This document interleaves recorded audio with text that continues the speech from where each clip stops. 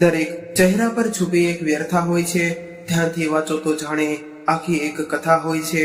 પ્રશ્ન હોત તો જવાબ પણ મળી જાત, પણ જવાબના પ્રશ્નો મેળવવાની ક્યાં પ્રથા હોય છે. નમસ્કાર, પ્રણામ, સ્વાગત છે મિત્રો તમારું આપણી સૌની યુટ્યુબ ચેનલમાં. મિત્રો, આપણી આજની કહાની એક સત્ય ઘટના પર આધારિત પારિવારિક કહાની છે અને નાના મોટા દરેક લોકોએ ખૂબ જ સમજવા લાયક અને વિચારવા લાયક પ્રેરણાદાયક કહાની બનવાની છે.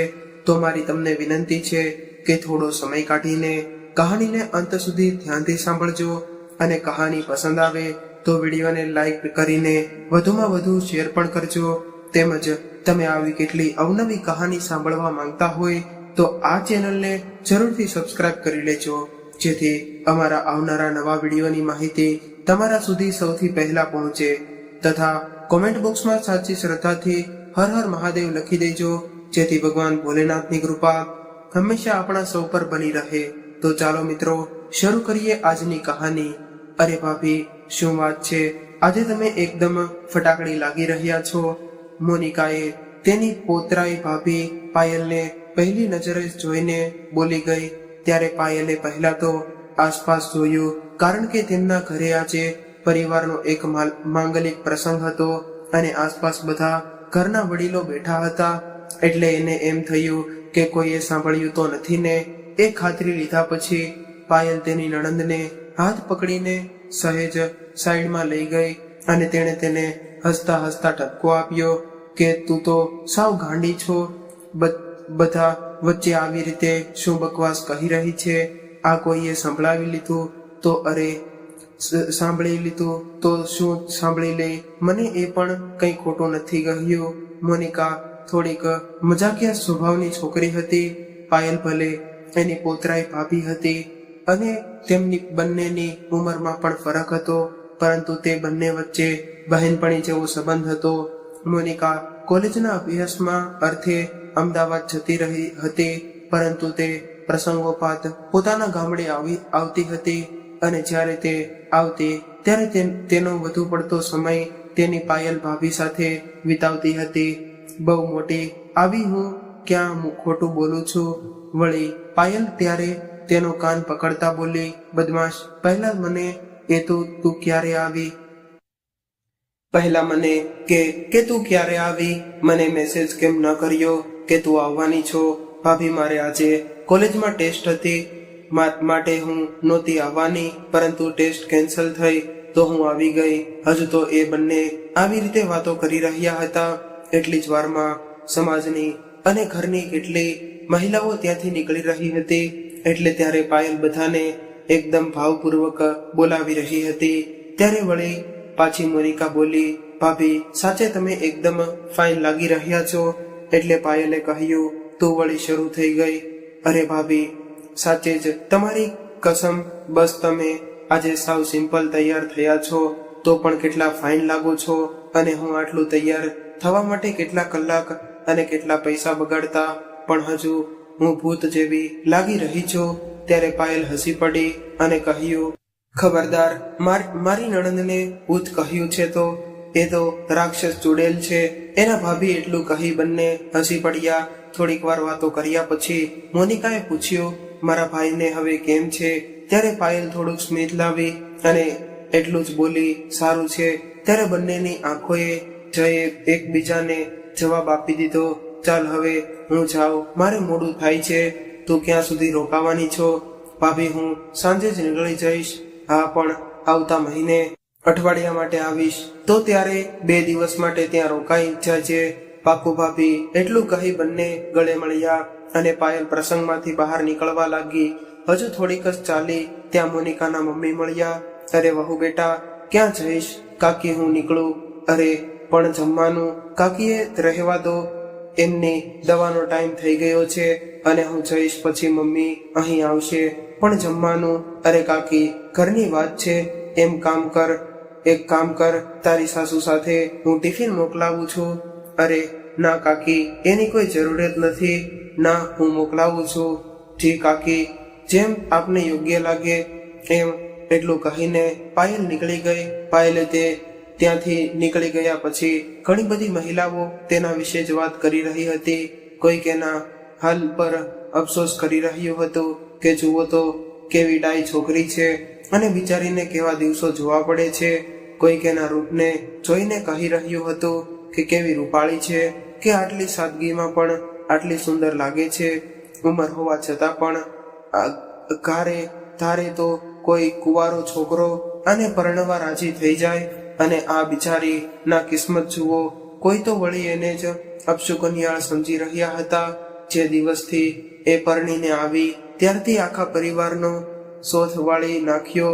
ખરેખર એ ડાકણ છે. આ બધી વાતોથી પાયલ પણ વાકેફ હતી કે કોણ એના માટે શું વિચારે છે, પણ હવે એને કોઈ ફરક પડી રહ્યો ન હતો, કારણ કે પીઠ પાછળ વાત કરનારાઓએ હવે એને ઘણીવાર મોઢે પણ કહેવાનું શરૂ કરી નાખ્યું હતું. પણ એ મનથી સાવ પથ્થર થવા પામી હતી. બીજાનું તો એ શું માઠું લગાડે. હવે એના ખુદના સાસરા પક્ષે એને મોઢે બધું કહેવા લાગ્યા હતા, પણ એ બધું મૂંગા મોઢે સહન કરી રહી હતી. આ બધું ઓછું હતું ત્યાં અન્ય પુરુષો તરફથી સોશિયલ મીડિયામાં થતી હેરાનગતિ, એમાં પણ એને ઘણીવાર નવાઈ લાગતી કે અમુક પુરુષો તો એના સાસરી પક્ષમાંથી જતા કારણ વગરના વોટ્સએપ મેસેજ ત્યાં બ્લોક કરે, તો ફેસબુક પર મેસેજ બધાની એક જ વાત, અમારે તો ખાલી ફ્રેન્ડશીપ કરવી છે. ક્યારેક હદપાર થઈ જાય તો પાયલ એમના ઘરમાં કહેવાની ધમકી આપતી, ત્યારે એ મેસેજ બંધ થતા અને એ લોકો સાથે ભલામણ પણ કરતા કે મહેરબાની કરી કોઈને કહેતા નહીં. પાયલને પણ એમ થતું કે દુનિયામાં વધુ પડતા પુરુષો આવા જ છે. બીજાને ફરિયાદ કરતા આમનો સામનો જ કરવો પડશે, અને ફરિયાદ કરી તો પણ ઊંધું મારી પણ આવતા ભાર નહીં લાગે કે તું જ આવી છો. ત્યારે પાયલે બહાર નીકળી મોબાઈલમાં સમય જોયો. 2 વાગી રહ્યા હતા. એટલે એણે ઊંડો અફસોસ વ્યક્ત કર્યો. હાય રે, મોનિકા સાથે વાત કરવામાં ઘણો સમય બગડી ગયો. આમની દવાનો સમય થઈ ગયો છે. કસરત કરવા વાળો પણ આવી ગયો હશે. હવે એ બહુ ગુસ્સે કરશે. એકદમ ચૂંતાતુર હાલમાં તેણે એક્ટિવા શરૂ કર્યું અને પાછળ જોયા વગર જ જવા દીધું. એણે એ પણ ન જોયું કે એની પાછળ એક ગાડીવાળા એ શોર્ટ બ્રેક મારી અને જેનાથી એની ટક્કર થતા બચી ગઈ છે. એ તો બસ શક્ય હોય એટલી ઝડપથી પોતાની સ્કૂટી ચલાવીને ઘરે પહોંચી ગઈ. ઘરે જઈને એણે જોયું તો કસરત કરવા વાળા ભાઈ આવી ગયા હતા. એણે પર્સ અને મોબાઈલ સોફા પર રીતસર ફેંકીને તરત જ અંદર રસોડામાં ગઈ અને પાણીનો ગ્લાસ ભરી સીધી એના પતિ રણજીતના પલંગ પાસે આવીને બાજુના ડબ્બામાંથી દવા કાઢવા લાગી. ત્યારે એ જાણી જોઈને રણજીત સામે જોઈ રહી હતી, કારણ કે એનો ખ્યાલ હતો કે રણજીત એની સામે જ આગ ઝરતી નજરે જોઈ રહ્યો છે. દવા કાઢી પાયલે પાણીનો ગ્લાસ જેવો જ રણજીતના હાથમાં આપ્યો. ત્યારે રણજીતે પાણીના ગ્લાસનો ઘા કર્યો. ત્યારે કસરત કરાવનાર પણ આ જોઈને ડરી ગયો. ત્યારે પાયલ એટલામાં જ બધું સમજી ગઈ હતી કે એણે તરત જ દવા બાજુ પર મૂકી અને ગ્લાસ ઉપાડીને ઢોળાયેલા પાણી પર પોતું મારવા લાગી. ગ્લાસ પડતાના અવાજથી બાજુના રૂમમાં તૈયાર થઈ રહેલા પાયલના સાસુ પણ બહાર આવી ગયા. એમણે બસ એક નજર પાયલ સામે કરી અને અંદર જતા રહ્યા. આમ એમનું પરિવાર ખૂબ જ સુખી હતું. ઘરમાં કામમાં વાળા પણ ઘણા બધા હતા, પરંતુ રણજીતના અંગત કામો પાયલને જ કરવાના હતા. પાયલ પાણી સાફ કરીને સીધી પોતાના સાસુના રૂમમાં ગઈ અને કોઈ પણ પ્રશ્ન પૂછ્યા વગર બોલવા લાગી. મમ્મી, હું નીકળી જ રહી હતી, એટલી વારમાં મોનિકા મળી ગઈ. તો એની સાથે વાતો કરતા થોડુંક મોડું થઈ ગયું, અને જ્યારે હું નીકળી રહી હતી ત્યારે કાકીએ પણ મને ઊભી રાખી તમારું પૂછતા હતા. મેં કહ્યું કે હું જઈશ, પછી તમે નીકળશો. ત્યારે પાયલના સાસુએ માથું ઉતારતા બસ બધું સાંભળ્યું અને અંતમાં કશું બોલ્યા નહીં. બસ એકવાર પાયલની સામે જોયું અને માથું ધૂણાવીને ભલે કહેતા હોય એમ ઈશારા વડે જવાનું કહ્યું. એટલે પાયલે બહાર આવીને જોયું તો કસરત કરાવવા વાળો જતો રહ્યો હતો. એ ફરીવાર રસોડામાં ગઈ અને પાણીનો ગ્લાસ ભર્યો. ફરી પથારી પાસે રાખેલી દવા હાથમાં લીધી અને રણજીતના પલંગ પાસે આવીને ઊભી રહી અને આ વખતે રણજીતે ગ્લાસ હાથમાં લીધો અને દવા જાણે ચડતો હોય એવી રીતે હાથમાંથી લઈને દવા લઈ લીધી. ત્યારે પાયલ ખાલી ગ્લાસ પાછો લઈને રસોડામાં ગઈ. સવારે જતા પહેલા રણજીત માટે બનેલી ગયેલી રસોઈ ગરમ કરીને બહાર લઈ આવી. રણજીતની લગભગ આજ દિનચર્યા હતી. એ સીધો કસરત કરવા આવે ત્યારે જ જાગતો અને પછી સીધો બપોરે જમતો અને એના કોઈ પણ કામમાં સહેજ મોડું વહેલું થાય તો જરા પણ ચાલતું નહીં.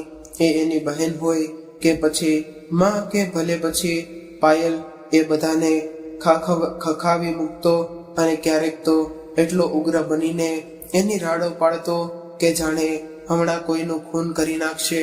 પાયલ આ બધી બાબતોથી ટેવાઈ ગઈ હતી. એ રણજીતની નાનામાં નાની વાતનો પૂરો ખ્યાલ રાખતી હતી. એને કયા સમયે શું જોઈએ છે એ બધું પહેલેથી જ એની પાસે હાજર કરી દેતી હતી. કદાચ એ જ કારણ હતું કે રણજીત વધુ ને વધુ પાયલ પર નિર્ભીત રહેતો હતો. જમવું હોય, નહાવું હોય, દવા લેવી હોય કે બાથરૂમ જવું હોય, દરેક બાબતમાં એ સંપૂર્ણ પાયલને જ આધીન હતો. એક બાબત ક્યાં એને અંદર ને અંદર વધુ કોરી ખાતી રહી હતી અને એ આવું વર્તન કરી પાયલને દબાવવાનો પ્રયત્ન કરતો હતો. પરંતુ પાયલને આવા વર્તનની ખૂબ જ દુઃખ હતું, પણ એ અંતે પોતાનું મન મનાવી લેતી. હવે જ્યારે રણજીતે જમી લીધું એટલે પાયલે થાળી અંદર મૂકી રણજીતનું મોઢું સાફ કરાવ્યું. ત્યારબાદ તેને સ્પંજ વડે સાફ કરાવી ફ્રેશ કરાવ્યો. એના કપડાં બદલી કરવામાં મદદ કરી અને સ્લીપર પહેરાવ્યા અને વ્હીલચેર પર બેસાડી હોલમાં લઈ ગઈ. ટીવી ચાલુ કરી અને ત્યાં બેસાડી આવી. આ બધું તેના માટે રોજિંદુ હતું. પાયલે હવે પોતાના રૂમમાં આવીને પોતાના કપડાં બદલ્યા અને થોડી વાર પલંગ પર આડી પડી. ત્યારે એ વિચારવા લાગી કે મેં ગયા જન્મમાં એવું શું પાપ કર્યું હશે કે જીવનમાં જ્યારથી સમજ આવી છે ત્યારથી દુઃખ જ જોયા છે. થોડી જ વારમાં આ વિચારો એને જીવનમાં કેટલાય વર્ષો પાછળ લઈ ગયા. એને એ દિવસ યાદ આવી ગયો જ્યારે તેણે રોનકને જ્ઞાતિના કોઈક મેળાવડામાં પહેલી વાર જોયો હતો. રોનક એને અને એ રોનકને જોતા જ પ્રેમમાં પડી ગયા હતા. ત્યારે બંનેને એક વાતનો હાશકારો હતો કે આપણે બંને એક જ જ્ઞાતિના છીએ. એ તો નક્કી છે, માટે બીજા કોઈ વિઘ્ન તો નથી આવવાના. અને બંનેની ઉંમર નાની હતી પરંતુ કાયદેસર પરણવા જેટલી હતી. એ દિવસની મુલાકાત થઈ પછી તો કોણ જાણે બંને એકબીજાને વર્ષોથી જાણતા હોય એવી અનુભૂતિ થવા લાગી. થોડા મહિનાઓમાં તો જાણે એના ભવોભવના સંબંધ હોય એવું લાગવા લાગ્યું. બંને જણાના ઘરે વાત થઈ તો પાયલના પિતાએ તો દીકરીની ઈચ્છાને વધાવી લીધી અને એમને એવું થયું કે દીકરીએ જો ગમી ગયું હોય અને એ પણ જ્ઞાતિનું પાત્ર આવો તો સોનામાં સુગંધ કહેવાય. એમણે તરત જ હા પાડી દીધી અને તરત જ સગાઈ કરી નાખી. હવે બંને પ્રેમી પંખીડાઓ ને જાણે લાયસન્સ મળી ગયું હતું અને એના લગ્નમાં બસ 4 મહિનાનો સમય બાકી હતો. તો પણ બંનેને એકબીજા વગર ચાલતું નહીં. ત્યારે બંને કલાકો સુધી મળતા, વાતો કરતા. રોનક સ્વભાવે થોડો ગુસ્સાવાળો હતો પણ પાયલને એમાં કોઈ વાંધો ન હતો. ઉલટું રોનકની એ જ અદા એને બધું ગમતી હતી. હવે ધીમે ધીમે સમય વીતી ગયો. 4 મહિના જાણે 4 દિવસમાં વહી ગયા હોય. અંતે બંનેનો એક થવાનો દિવસ આવી ગયો. ખૂબ ધામધૂમથી તે બંનેના લગ્ન થયા. બધી વિધિઓ પતાવી પાયલ લગ્નની પ્રથમ રાત્રિએ રૂમમાં રોનકની રાહ જોઈ રહી હતી. સમય વીતી રહ્યો હતો અને એમ થયું કે રોનક હમણાં આવશે પણ રોનક આવી રહ્યો ન હતો.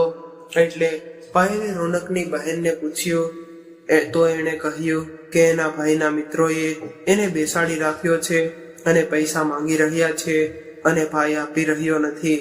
એટલે પાયલ પોતાના મનમાં હસવા લાગી અને જઈને પલંગ પર આડી પડી અને એણે એ ધ્યાન જ ન રાખ્યું કે ક્યારે આંખ લાગી અને ક્યારે ઊંઘ આવી ગઈ.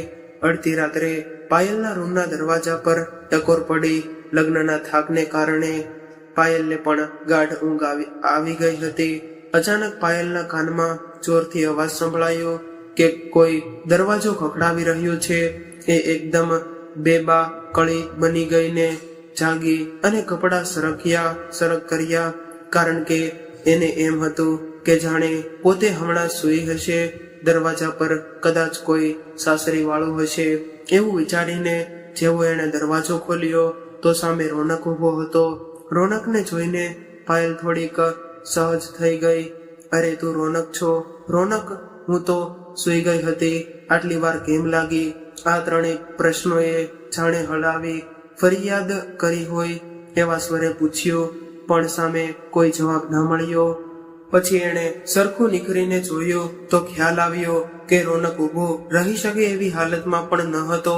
અચાનક પાયલને તીવ્ર દુર્ગંધ પણ આવી, એટલે એને સમજાઈ ગયું કે રોનક ખૂબ જ દારૂ પીને આવ્યો છે.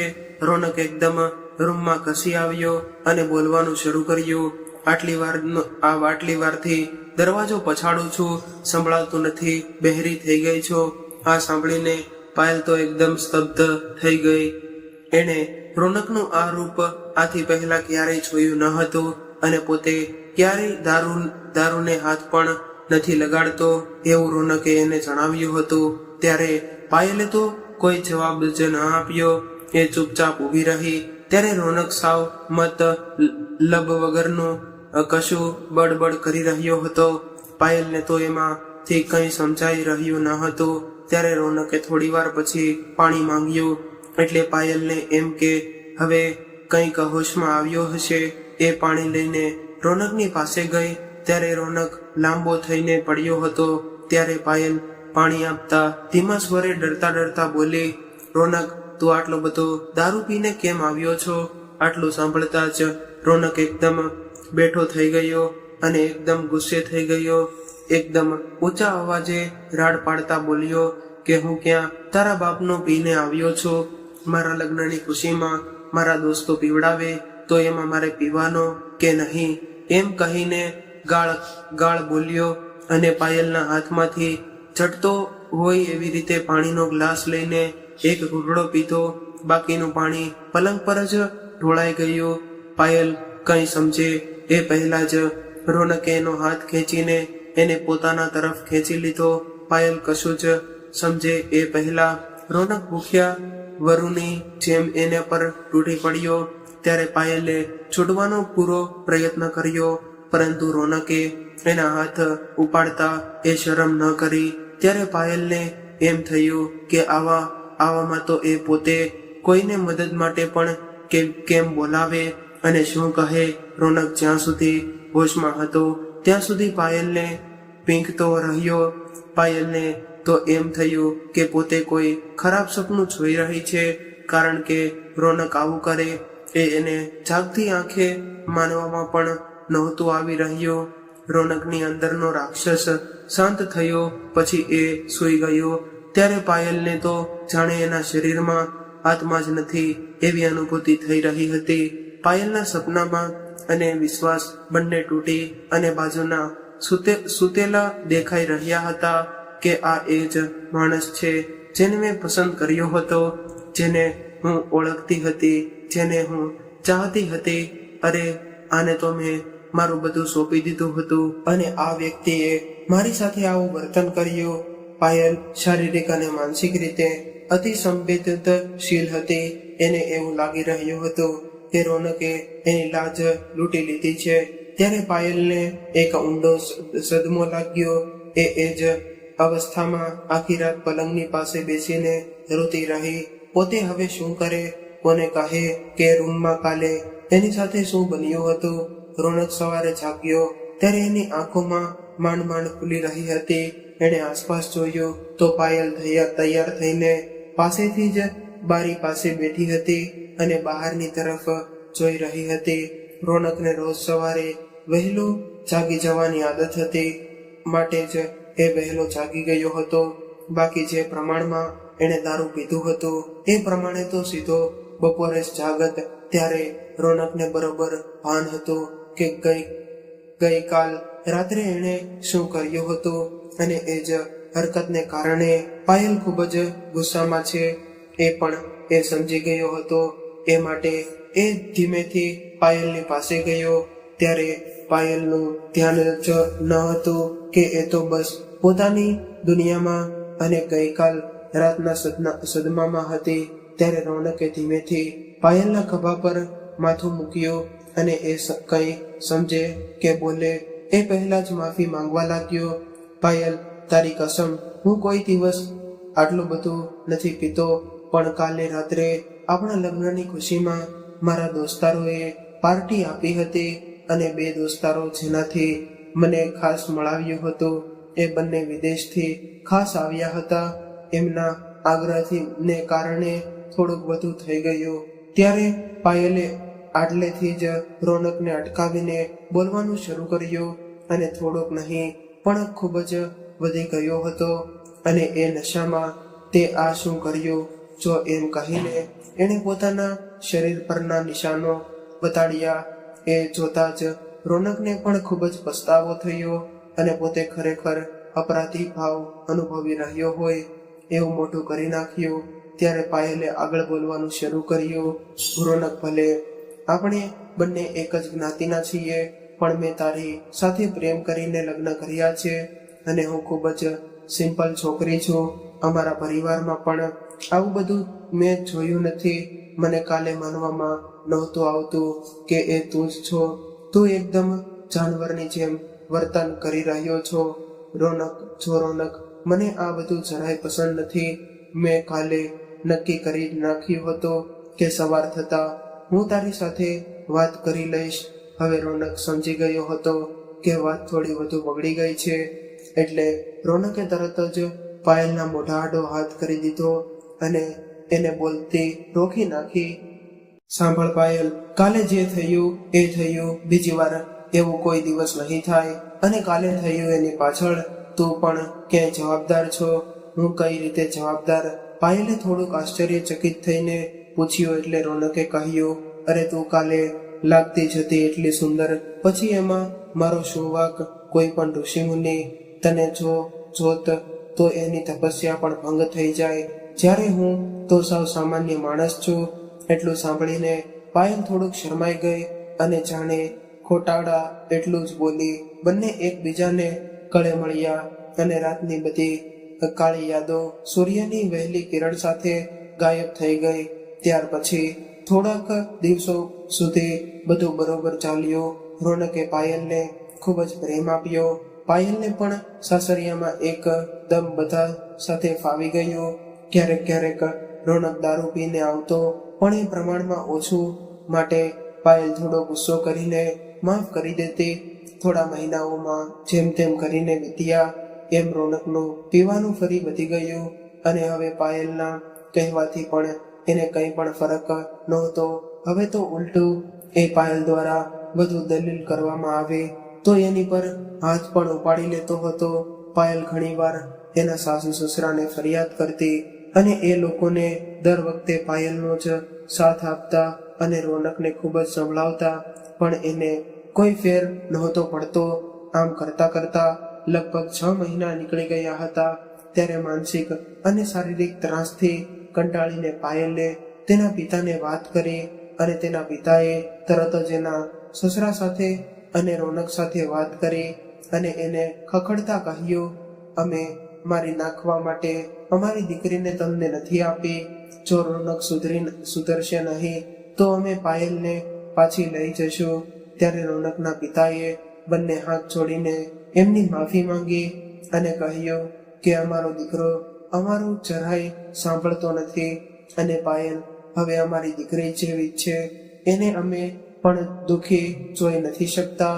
હું જાણું છું કે સમાજમાં અમારું ખરાબ લાગશે, તો પણ હું આપને કહું છું કે તમે તમારી દીકરી પાયલને લઈ જાઓ. કદાચ જો રોનક સુધરશે, બાકી જો પાયલ અહીં તો રહે તો આ રાક્ષસ કોઈ દિવસ આવી કુલ જેવી દીકરીને મારી નાખશે. તમે લઈ જ જાઓ. અને આ વાત સાંભળીને પાયલના પિતા પણ ખૂબ જ આશ્ચર્ય થયું. એમણે પાયલ સાથે વાત કરી ત્યારે શરૂઆતમાં તો પાયલના માની પણ એના પિતાએ એને આખી વાત ધ્યાનથી સમજાવી. ત્યારે એને ખ્યાલ આવ્યો કે ભલે એકવાર ભૂલ થઈ ગઈ, પણ હવે એ ભૂલને સુધારવાનો અવસર બીજી વાર કદાચ નહીં મળે. અને આમ પણ રોનક જેવા છોકરા સાથે આખી ઉંમર આવી રીતે કાઢવી શક્ય હતી ન હતી એ વાત પણ એ સમજી ગઈ હતી. અંતમાં પાયલ રોનકથી અલગ થઈ ગઈ. સામે છેડે રોનકના સ્વભાવ પ્રમાણે એને તો જાણે કોઈ જ ફેર નહોતો પડ્યો. ત્યારે એને એકવાર પ્રયત્ન પણ ન કર્યો પોતાનું લગ્ન જીવન બચાવવાનો. હવે પાયલના પિતાને ઘરે રહેવા લાગી અને આ આઘાતમાંથી બહાર નીકળતા એને ખૂબ જ સમય લાગ્યો. ત્યારે એ ખુદને જ ગુનેગાર સમજી રહી હતી. એ ક્યાં પણ આવતી જતી નહોતી, આખો દિવસ ઘરમાં જ રહેતી. પરંતુ ધીમે ધીમે પરિવારના સાથ અને સહકારથી એણે ખુદની જાતને સંભાળી અને એના પિતાના કહેવાથી જ એને ફરી આગળ ભણવાનું શરૂ કર્યું. કોલેજમાં અભ્યાસ કરતા કરતા એના નવા મિત્રો બન્યા. હવે જે જીવન એને અધૂરું લાગી રહ્યું હતું એ એને હવે જીવતા જેવું લાગી રહ્યું હતું. એને સમજમાં આવી ગયું કે એક દુઃખ આવવાથી જીવન ખતમ નથી થઈ જતું. ધ્યાનથી જોઈએ તો આપણી આસપાસ ખુશ થવા માટે 100 કારણો મળી જાય છે. એ જાણે કોલેજ ભણતી સાવ સામાન્ય છોકરીની જેમ જ રહેતી હતી. કોઈ દિવસ એના કાને રોનકના સમાચાર પડતા કે હવે તો તેની ખૂબ જ ખરાબ હાલત થઈ ગઈ છે, હવે તો જુગાર પણ ખૂબ જ રમે છે અને એના કોઈક ઓળખીતાની કંપની સંભાળી રહ્યો છે.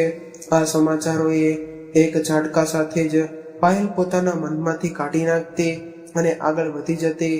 હવે બધું બરાબર ચાલી રહ્યું હતું. એવામાં જ એક દિવસ સવારે પાયલના પિતાના ફોન પર એક ફોન આવ્યો. થોડુંક ટૂંકી વાત કરીને એ એકદમ સ્તબ્ધ થઈ ગયા. ઘરના બધા આસપાસ બેઠા હતા. એમનો ઉછરેલો ચહેરો જોઈને બધાનો જીવ તાળવે ચોંટી ગયો. ત્યારે પાયલના માતા ઉઠીને એમની પાસે આવ્યા અને પૂછ્યું કે શું થયું. ત્યારે એના પિતા બસ એટલું જ બોલ્યા કે રોનકે અપરાધ કરી લીધો.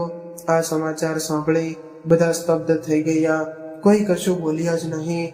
ત્યારે એમણે આગળ બોલતા કહ્યું કે જેની કંપની સંભાળી રહ્યો હતો એમાં ખૂબ જ મોટું કૌભાંડ કરી નાખ્યું અને એ લોકોને ખબર પડી ગઈ તો બદનામી અને પોલીસમાં પકડવાના ડરથી આવું પગલું ભર્યું છે. એવા સમાચાર છે. ત્યારે આ વાતનો સૌથી મોટો પાયલને લાગ્યો હતો.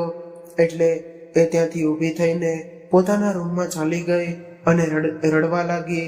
ભલે હવે રોનક એનો કોઈ નહોતો, પણ એ વાત એને ભૂલાઈ શકતી ન હતી કે રોનક એક સમયનો એવો સ્વસુર હતો. રોનકે એની સાથે ગમે તે કર્યું, પણ એને રોનકને સાચો પ્રેમ કર્યો હતો. રોનકથી અલગ થઈ ગયા પછી પણ તેણે એના જીવનમાં કોઈને આવવા દીધો ન હતો. એ મનમાં ને મનમાં એના પર ગુસ્સો કરી રહી હતી. સાવ આવું શા માટે કર્યું એણે? હવે ધીમે ધીમે સમયનું ચક્ર ચાલી રહ્યું હતું અને પાયલની કોલેજ પણ પતવા આવી હતી. ત્યારે પાયલના પિતાએ પાયલને એક દિવસ પોતાની પાસે બેસાડી સમજાવ્યું કે બેટા તું સાંભળ, આખું જીવન આમ નહીં જીવી શકાય. જીવનમાં દરેકે આગળ વધવું પડે છે. જો આપણે સાયકલ પરથી એકવાર પડી જઈએ તો સાયકલ ચલાવવાનું છોડી નથી દેતા. એમ જીવન પણ એક સાયકલ જ છે. ભલે ને એકવાર પડી ગયા ફરી ઊભું થવું પડશે અને આગળ વધવું પડશે. તું સમજે છે ને બેટા હું શું કહેવા માંગુ છું? ત્યારે પાયલ બધું સમજતી હતી. એટલે એણે ધીમેથી માથું હલાવીને પોતાના પિતાને અસહમતિ આપી.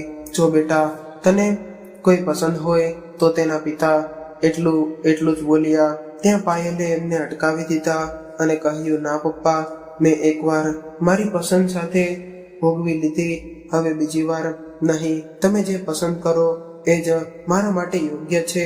ત્યારે પાયલના પિતાએ એક સ્મિત આપ્યું અને પોતાની દીકરીના માથા પર હાથ મૂકીને ઊભા થઈ ગયા. જ્યારે સમાજમાં સમાચાર મળતા કે પાયલ માટે એના પિતા ફરીવાર છોકરો શોધી રહ્યા છે, એટલામાં સારા ઘરના માંગા આવવાના શરૂ થઈ ગયા. ભલે પાયલના છૂટાછેડા હતા, પણ એની માટે કાચા કુંવારા છોકરાના પણ માંગા આવી રહ્યા હતા. થોડીક તપાસ બાદ પાયલના પિતાએ સરકારી નોકરીમાં એક સારા હોદ્દા પર અને નિર્દોષ તલાક થયેલ એક મૃત્યુ શોધી કાઢ્યો. એનું નામ રણજીત હતું. એને સરકારી નોકરી તો સારી હતી, પણ એ સિવાય એનું કુટુંબ પણ ખૂબ જ ખાનદાની અને પૈસાદાર હતું. છોકરો ઉંમરમાં લાયક પાયલ કરતા થોડો મોટો હતો, એટલે પાયલના પિતાએ પાયલને પૂછ્યો ત્યારે પણ એ ખુદની વાત પર કાયમ હતી. પપ્પા, તમે જે નક્કી કરો એ મને માન્ય છે. અંતે ખૂબ જ સમજાઈથી અને ઘરના લોકો વચ્ચે રણજીત અને પાયલ ફરી એકવાર લગ્નના તાંતણે બંધાયા. પરંતુ ત્યારે પાયલને ક્યાં અહેસાસ હતો કે સુખ હતું એનાથી ઘણું દૂર હતું. લગ્નના તાંતણે બંધાયા પછી પાયલે પોતાના મનમાં નક્કી કરી લીધું કે હવે તે પોતે રણજીતથી કંઈ પણ નહીં છુપાવે. એટલે એણે એના અને રોનક બંને વિશે બધું રણજીતને જણાવી દીધું હતું. રણજીત પણ ખૂબ જ સમજદાર છોકરો હતો. એણે પાયલના ભૂતકાળની કોઈ ફરક પડતો ન હતો અને એમ કહેવામાં પણ કંઈ ખોટું ન હતું કે એને કોઈ પણ વાતથી ફરક પડતો ન હતો. એ સરકારી નોકરીમાં જે સ્થાને હતો એવામાં એની પાસે એટલો સમય પણ ન હતો કે આવી બધી મગજમારીમાં પડે. એણે તો બસ કોઈ કાર્યક્રમ હોય અને એની સાથે શોભે એવી હેતુથી જ પાયલ સાથે લગ્ન કર્યા હતા. પાયલને થોડા દિવસમાં જ એ સમજાઈ ગયું હતું કે એણે એક કિંમતી રાજ રુચિલા રૂપે જ એ ઘરમાં લઈ આવી છે. હા, પણ બીજા કોઈ મગજમારી ન હતી. રણજીત ક્યારેય નવરો હોય તો શાંતિથી પાયલ સાથે જ કામ પૂરતી જ વાતો કરતો. પાયલના સાસુ સસરા પણ એની સાથે એ જ પ્રમાણે વર્તન કરતા. એના સાસુ ખૂબ જ અકડું સ્વભાવના હતા. એ તો નાની મણથી જ ભૂલ પણ સમજાયા વગર જ જવા દેતા નહીં. આ બધી કસમસ વચ્ચે પાયલનું જીવન હિલોળા ખાઈ ચાલી રહ્યું હતું. ત્યારે પાયલે મનમાં નક્કી કરી લીધું હતું કે હવે આ જીવન તો આમ જ કાઢવાનું છે. જે મળ્યું એ મારું નસીબ. બાકી આમ તો બધું તો સારું જ છે. આમ પણ બધાને બધું ક્યાં મળે છે. આવું બધું વિચારીને મન વાળી લેતી એક દિવસ બપોરે પાયલ શાંતિથી બેઠી હતી, ટીવી જોઈ રહી હતી. એવામાં જ અચાનક એનો ફોન રણક્યો.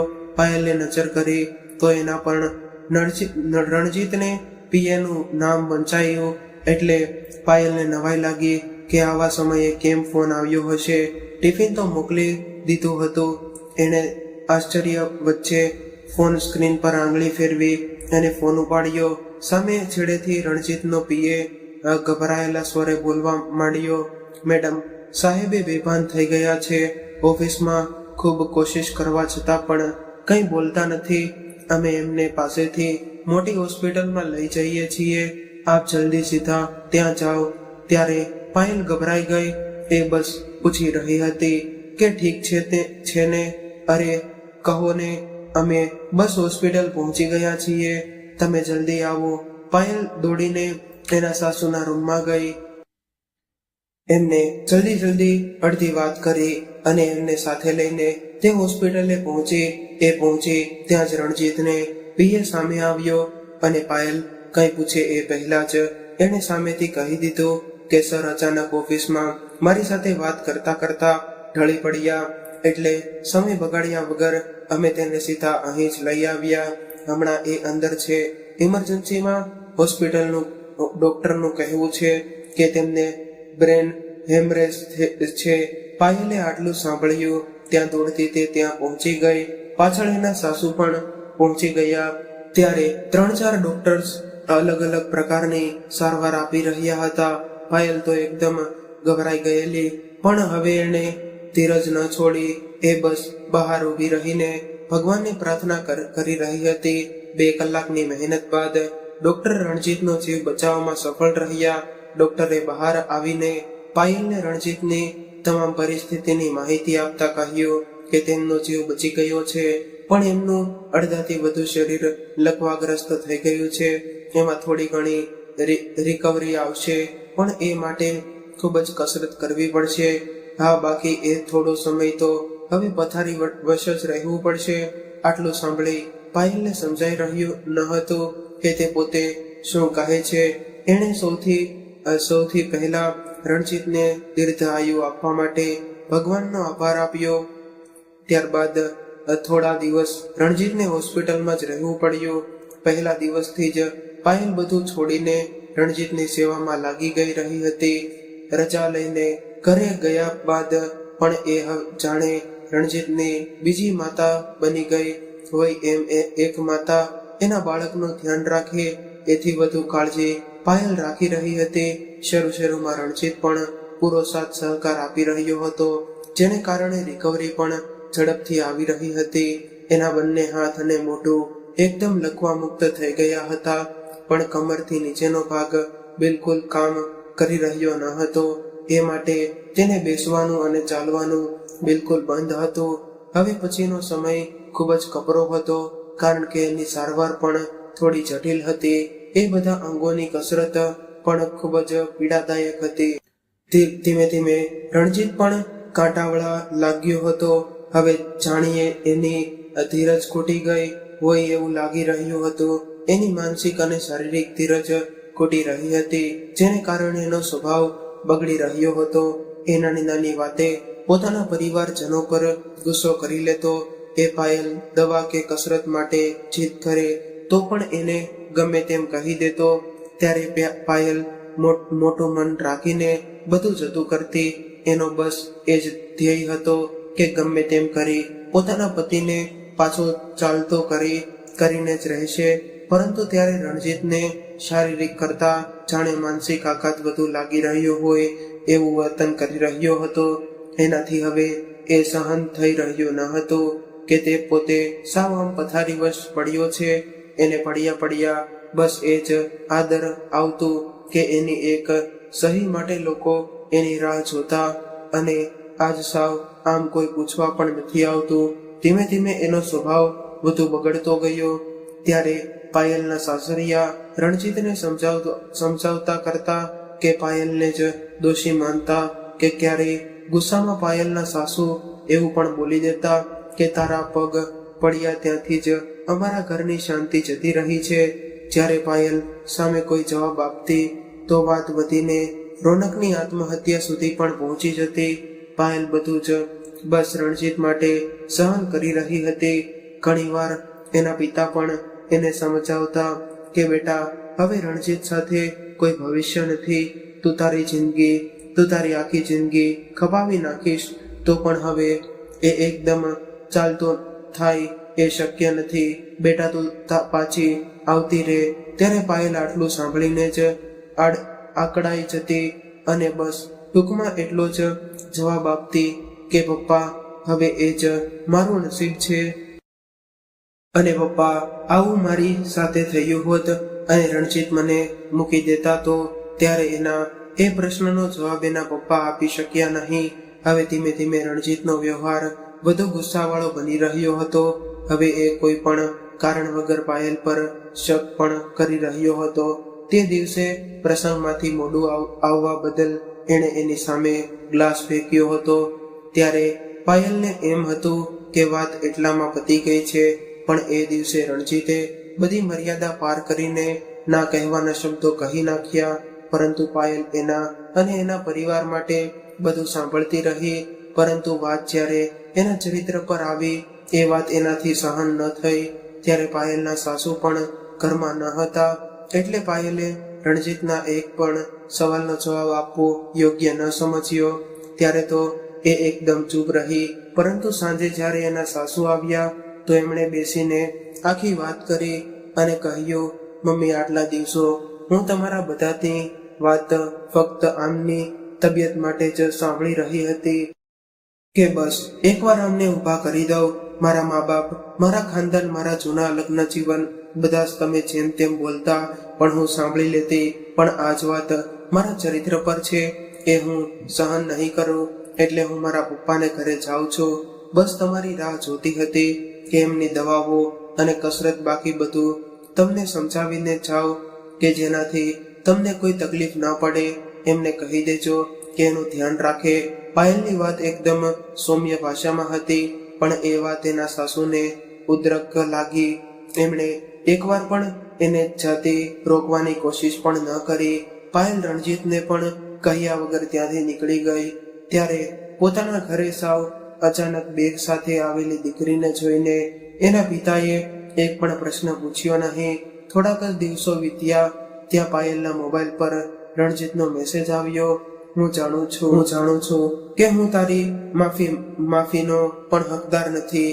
એ માટે તો નહીં માંગુ, પણ તું માફ કરી શકે એટલી મહાન હોય તો મને માફ કરજે. હું જાણું છું કે હું તને સહન કરી રહ્યો છું અને મારી પાછળ તારી જિંદગી બરબાદ કરી રહી છો. માટે આ મેસેજ મેં તને પાછી બોલાવવા માટે નથી કર્યો, પરંતુ તારા ગયા બાદ મેં શું અનુભવ્યું છે એ જણાવવા માટે કર્યો છે. રોજ સવારે તારા જગાડવાથી કરીને સાંજે મારા સુવા સુધી મેં તને એક સેકન્ડ મેસેજ કરી છે. તારા વગર મારી ઓકાત તો જાણે પાણી પીવાની છે, ન તો બાથરૂમ જવાની. તારા ગયા પછી મને તો સમજાઈ ગયું અને મારી મમ્મીને પણ સમજાઈ ગયું કે તારા વગર આપણા ઘરનું કોઈ અસ્તિત્વ જ નથી. પાયલ, આજે મેં બસ તારો આભાર વ્યક્ત કરવા માટે જ મેસેજ કર્યો છે કે આજ હું મારા આ બે હાથ વડે મેસેજ લખી રહ્યો છું. એ પણ તારી જ મહેરબાની છે. અને હા, તને એક મીઠો ઠપકો પણ આપવાનો છે કે જતા પહેલા એકવાર મળીને તો જવું હતું. એકવાર મારો પક્ષ પણ સાંભળી લેવો હતો કે હું કેમ આવો થઈ ગયો છું. મને શું વાત અંદર ખાઈ છે. હું સાવ આવો તો ન હતો, તો પણ તને એમ ન થયું કે કોઈ દિવસ મને પૂછે કે શું થયું છે મને? ચાલ જવા દે એ બધી વાતો, એની હવે શું ચર્ચા. જે થયું તું ભૂલી જજે અને મને પણ કોઈ બોજ નહીં રાખતી. હું દિલથી તારી માફી માંગુ છું. થઈ શકે તો મને માફ કરજે અને જીવનમાં હવે મને મૂકીને આગળ વધજે. મારી તરફથી તું એકદમ આઝાદ છો. મારી ચિંતા બિલકુલ કરતી નહીં, કારણ કે હું તને ઓળખું છું અને રોજ એક જ ચિંતા હશે કે મારું શું થયું હશે. તો બસ તને જણાવી દઉં કે એ બધું ભૂલીને તું નવી દિશા તરફ આગળ વધજે. આટલું વાંચતા તો પાયલની આંખોમાંથી ચોથા આંસુ વહી રહ્યા હતા. એણે સપનામાં પણ નહોતું વિચાર્યું કે રણજીત તેના માટે આટલું બધું વિચારી શકે છે. એનાથી ક્ષણનો પણ વિલંબ કર્યો એ શક્ય ન હતો.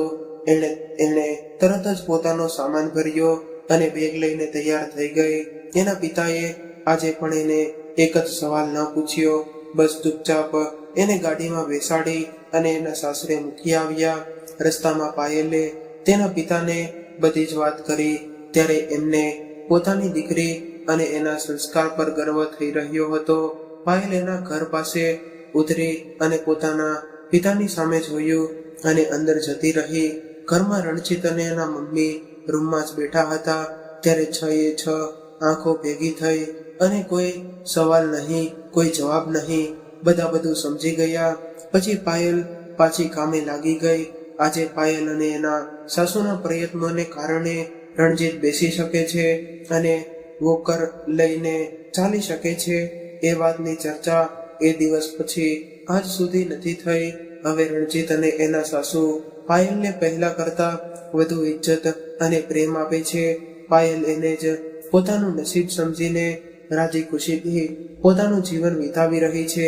તો મિત્રો, આ કહાની વિશે તમારા પ્રતિભાવ કોમેન્ટમાં જરૂર જણાવજો. અને કહાની પસંદ આવી હોય તો વિડીયોને લાઈક કરીને વધુમાં વધુ શેર પણ કરજો. તેમજ તમે આવી કેટલી અવનવી કહાની સાંભળવા માંગતા હોય તો આ ચેનલને જરૂરથી સબસ્ક્રાઇબ કરી લેજો. તો ચાલો મિત્રો, હવે ફરી મળીશું એક નવી કહાની સાથે. ત્યાં સુધી તમામ મિત્રોને જય શ્રી કૃષ્ણ, રાધે રાધે, હર હર મહાદેવ. આ કહાનીને પૂરેપૂરી સાંભળવા